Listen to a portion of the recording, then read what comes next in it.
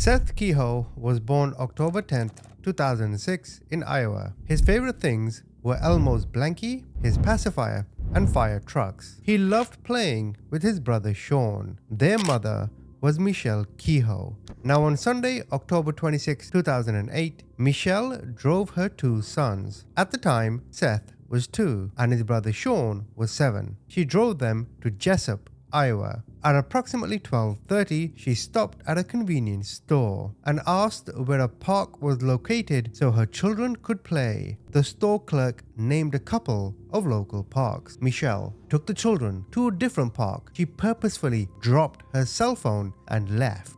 Next, she took the children to a secluded spot that she had previously found near Littleton, Iowa, a location just a few miles from the park. In the early afternoon, she parked her vehicle near a pond and told the children she needed to get out of the van. Kehoe opened the back of the hatch. She used duct tape that she already had opened to cover the children's eyes and then slit both of their necks using a hunting knife. She then doctored the scene, making it look like someone had attempted to perform first aid on the children and setting out a note detailing how a strange male had done this. She then did the same to herself and she lost consciousness for some time. But then the next day, she woke up and walked to a nearby home for help. There, she told a woman who came to the door that she and her children had been attacked by a man.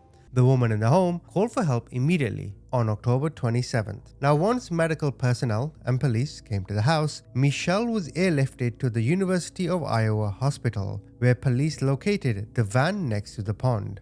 The youngest child, Seth, had died from the wounds to his neck. The older child, Sean, was alive and in the van. He told the first responders that his mother had taken him out of the van into the woods and cut him with something. He said he began pushing her away and she left him alone. He relayed that his mother went to his brother next and that he passed out after he heard his brother needing help. According to Sean, he woke up later and then got back in the van and hid. He also told the medics that his mother had covered his eyes with duct tape. Agents from the Iowa Department of Criminal Investigations first made contact with Michelle at 10 a.m. on October 27th. This is before she went into surgery. Michelle was intubated and unable to speak. The agents asked her if she could answer their questions and she indicated with her hands that she would need to write. She wrote a note detailing that a man attacked them, indicating a man hid in the back of the van in Jessup. She could see him in her rear view mirror after they left the playground. This man indicated to her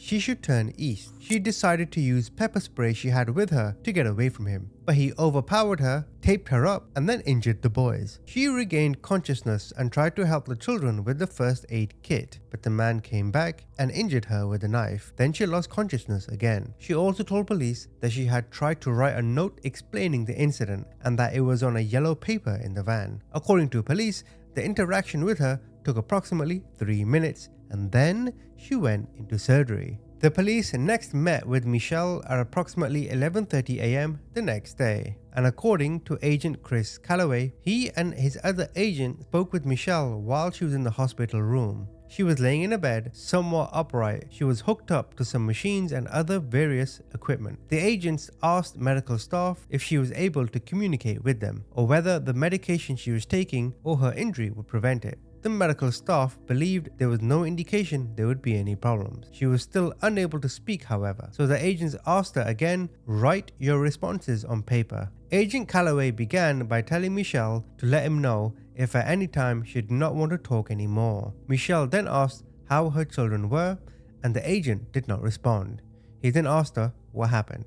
Michelle again described the same allegation about a man who did this, including details about his weight, glasses, hair color, age, height, clothing smell, and the tone of his voice and scars. During the interview, a nurse came in to check and provided care for Michelle. The agents left the hospital room for 10 minutes and then came back. Now, Agent Calloway testified that when they returned, Michelle immediately resumed writing answers without further prompting or questions from the agents. As she continued to provide an account of what claim took place, Michelle wrote, "When Aunt Colleen was here yesterday, Sean said I was trying to hurt him, trying to stop the bleeding, turning head, applying pressure over Seth's already purple lips, cradled both of them." Agent Calloway understood this statement to be an explanation of why the oldest child had reported his mother, who was the one who did this. This is when Agent Calloway initiated a second break, which he used to speak with the other agent and investigators outside of Kehoe's hospital room, in order to get a plan together to go back in and confront her on some of the things they knew not to be true. Now, when the agents returned again, Calloway told Michelle, comparing her responses to what investigators found at the scene, he still had more questions. Michelle responded, "Okay, how can I help?" Well, Calloway asked specific questions about her previous statements. Calloway told her that her oldest son was alive and he was doing okay. He then told her a story about a traffic incident he experienced when he was a state trooper, involving a father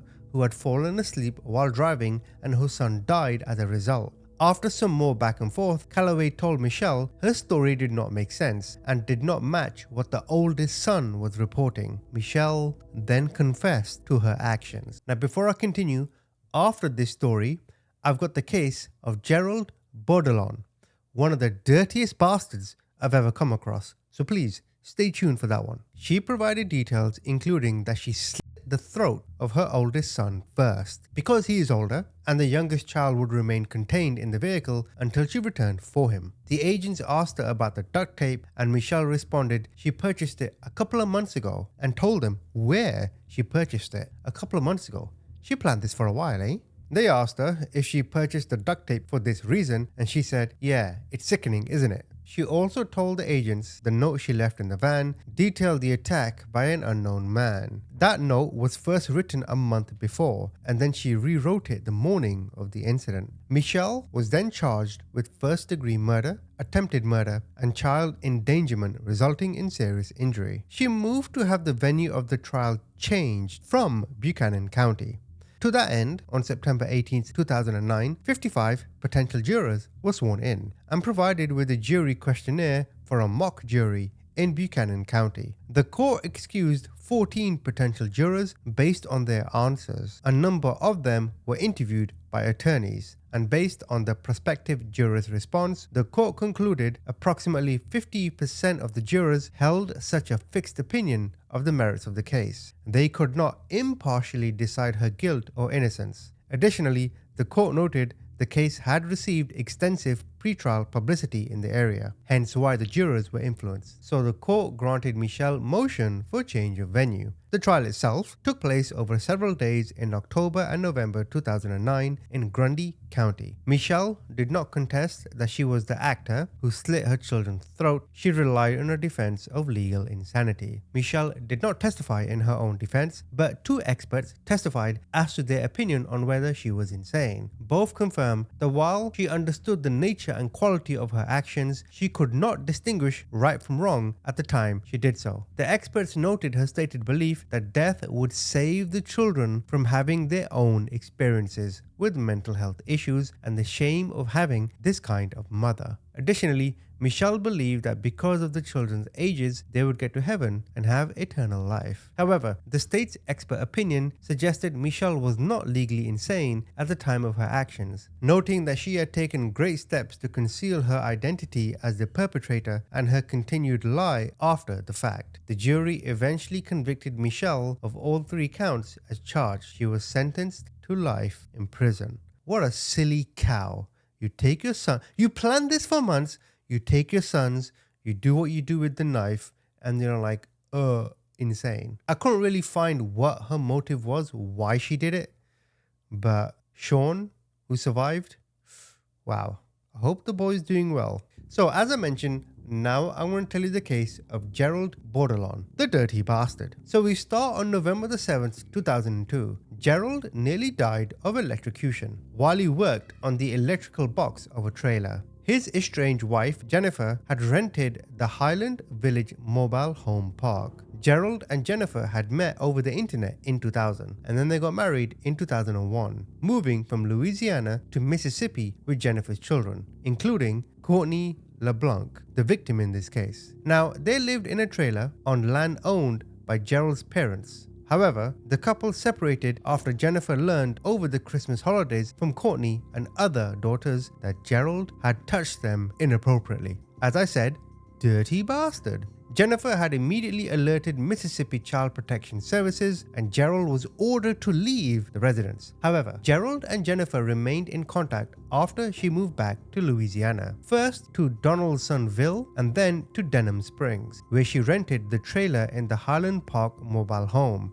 that I mentioned in the beginning. Although the trailer had appeared in good condition from the outside, Jennifer described its interior as an absolute disaster. So because of this, Gerald began working on various repairs in the trailer, including its electrical wiring, which led to the accident, the electrocution I mentioned. A neighbor recalled hearing a loud pop, and when she looked out of her own trailer, she saw Gerald lying on the ground. Courtney had been helping him out that day, and after calling her mother at work in a panic, she then called 911, leading to the dispatch of medical personnel to the scene. They revived Gerald and took him to the hospital for additional treatment, although he soon checked himself out against medical advice and went to the home of his sister, Cindy Landry. 1 week later, on the morning of November 15, 2002, Courtney disappeared from the trailer on Linda Road and was never seen alive again. You see, the previous day, Courtney had gone with her mother to the Lake Hospital in Baton Rouge, where Jennifer's brother had been taken in critical condition following a traffic accident. Jennifer stayed overnight with her brother in the hospital, but Courtney decided to return to the trailer, although she had never before spent the night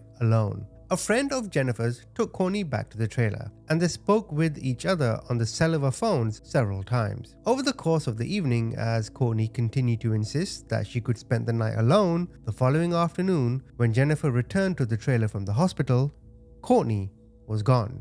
The police were called at first with a report that Courtney may have run away from home. She had done so previously with the daughter of Cindy Landry, with whom Jennifer had stayed for 1 week following her return to Louisiana. Investigation into Courtney's disappearance mushroomed almost immediately when FBI agents who were in the area to assist a big investigation into the serial killings that were plaguing Baton Rouge and its surrounding parishes at the time joined to determine whether Courtney's disappearance had any connections to the Derek Todd Lee case. This was a separate case and, of course, a separate suspect. But in the course of ensuing investigation, the police interviewed Gerald several times, and the FBI agent sent a questionnaire he had filled out to the Bureau's Behavior Analysis Unit. Now, the results of the analysis led the agents to focus their investigation on Gerald, and on November 22, 2002, they placed him under surveillance, following him that night into Mississippi, where he visited a graveyard close to his parents' property. But then they lost contact with him in the darkness. Gerald was on parole at the time that he traveled to Mississippi,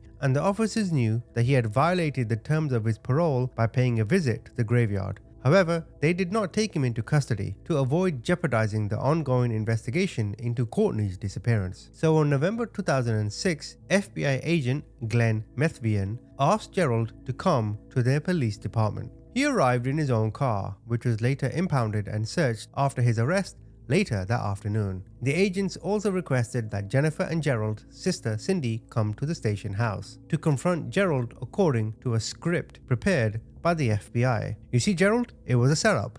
The woman followed the script and individually informed Gerald that if he wanted to have anything to do with his family ever again, then he should disclose whatever he knew about Courtney's disappearance. After the woman left the station, Gerald met with FBI agents. Gerald informed the agents that he wanted to speak with his sister Cindy once more, and that afterwards he would take them where they needed to go. The agents placed Gerald under arrest for the parole violation and then transported him to the home of Cindy, where he spoke to his sister from the back of a patrol unit. While she stood at the opened window outside of the vehicle, finally, after approximately 20 minutes, Cindy leaned inside the vehicle and hugged her brother goodbye, and then directed the agents to where the body of Courtney was, in the thick underbush along the banks of the Amite River, only minutes from his sister's house. To reach the location, they crossed the Amite River and then looped back to its west bank inside East Baton Rouge Parish. When the officers found her body, the 12-year-old Courtney had only a pair of shorts and a single tennis shoe. Nearby, the police found a t-shirt partially buried in a tire truck,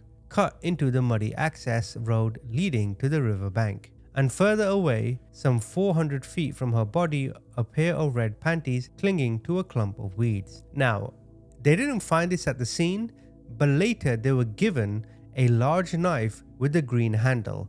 This was given by Michael Cuccinelli. He had found it when he went fishing in the area 2 days later. He had picked the knife up because it looked useful for cutting bait. But when he learned that the police had found a young girl's body on the riverbank, he returned to the area where he gave it to the police officers investigating the crime scene. A few days later, he went back with the police and retraced his steps to show exactly where he had found the knife in one of the water-filled potholes cut into the access road leading into the riverbank. The pothole was only 50 feet away from where the police had discovered Courtney's body, but Cuccinelli never saw it in the thick underbush. Jennifer did identify the knife Cuccinelli found as one that had been in a block of knives she kept in the kitchen of the trailer. She had discovered the knife missing after the disappearance of Courtney. Now, the circumstances of when and how Courtney came to lie on the banks of the Amat River were sharply disputed at trial. Gerald gave a videotaped statement on the night of November 26th, where he had been taken because the victim's body had been found. In his statement, Gerald related that he had called his employer, Delta Concrete, at 6 a.m. on November 15th and learned that he would be on standby for the day. He decided to drive over to the Highland Village trailer park to spend a few hours in Jennifer's trailer. And when he walked inside through the back door, he was surprised to find Courtney alone and asleep on the couch. Gerald went back outside, drove out of the trailer park and left his car on a side road, and then walked back through the woods to Jennifer's trailer. He woke Courtney and told her to come with him. Gerald took a large butcher knife from the kitchen when they left the trailer and informed Courtney that he would take her life if she screamed or tried to run. He then drove with the victim into Mississippi, where he turned into the woods off a gravel road near Gloucester. He got Courtney out of the car and told her to take her clothes off. Gerald then had the naked girl kneel in front of him and perform oral X, finishing in her mouth. "You dirty, dirty sod." He had left the knife behind in the car and did not hold it to Courtney or threaten her during the ordeal. When he was finished, Courtney put back on her t-shirt and shorts but carried her underwear back to the car. Gerald then drove back to Louisiana, where he got out of the car, walked her toward the riverbank, pushed her down, straddled her chest, and throttled her to death. In the struggle, Courtney's t-shirt came off and the knife, which Gerald had put in his back pocket when he got his stepdaughter out of his car, fell to the ground where Michael Cuccinelli later found it. When he left the scene, Gerald discarded Courtney's underwear, which had been lying on the floorboard of his car. In this statement, Gerald repeatedly denied that he had assaulted his stepdaughter, although he eventually admitted that in the ride to Mississippi. He claimed he had rubbed Courtney in both places but never penetrated her. The state corroborated Gerald's confession with the results of the autopsy on Courtney, which found that the hyoid bone in her neck had been broken, a telltale sign of throttling.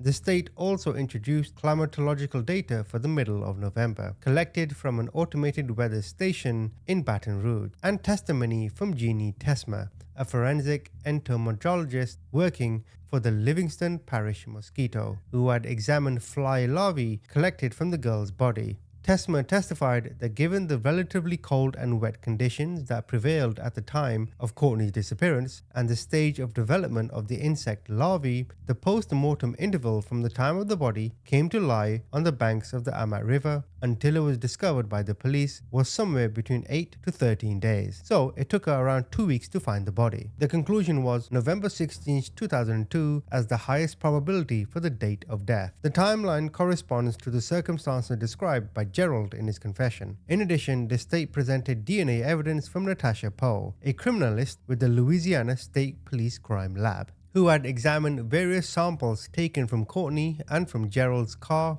after the police impounded the vehicle. Poe did not find Gerald's DNA inside his stepdaughter, but she did find evidence of seminal fluid in the girl's cervix. Poe found that a sample removed from a large stain found on the transmission hump of the vehicle contained a high concentration of Gerald's DNA, a lot of sperm, according to her. At the highest level on her measurement scale, in closing arguments, she suggested that Gerald had not been entirely forthcoming about the circumstances under which he abducted Courtney. The criminalist claimed that a second assault had occurred in the car, either penetration, accounting for the presence of seminal fluid in the girl's cervix, or a second act in which he finished into her mouth, and she then spat out the fluid onto the transmission hump of the vehicle. The defense disagreed with the timeline provided by Gerald in his statement, on the premise that if he were wrong about the date on which Courtney's body was deposited into the river, then jurors could not find any part of his confession worthy of belief. Called by the defense, Carl Kretzner, a former lieutenant at the sheriff's office, acknowledged that information the police had received from the pathologist who performed the autopsy indicated that the post-mortem interval had been only 3 to 5 days, placing the victim's death well after the date provided by Gerald.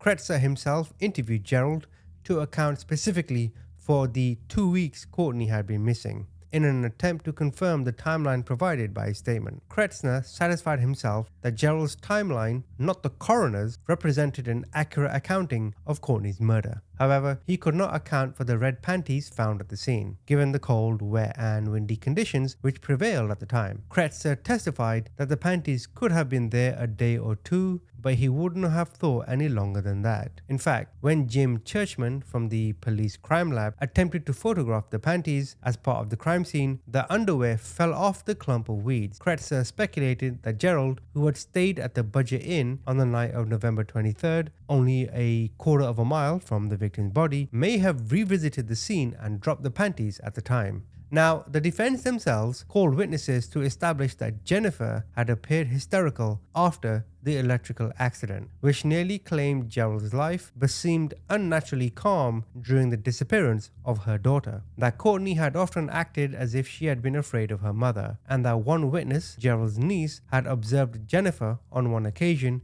grab her daughter by the throat and choke her in a dispute over doing laundry. In addition, the autopsy results indicated that acetone was present in the victim's blood, which defense suggested may have been caused by starvation she experienced in the unaccounted for days after she disappeared. The defense theory was that Jennifer took her daughter's life and that Gerald had confessed to the crime to spare his estranged wife, whom he still loved.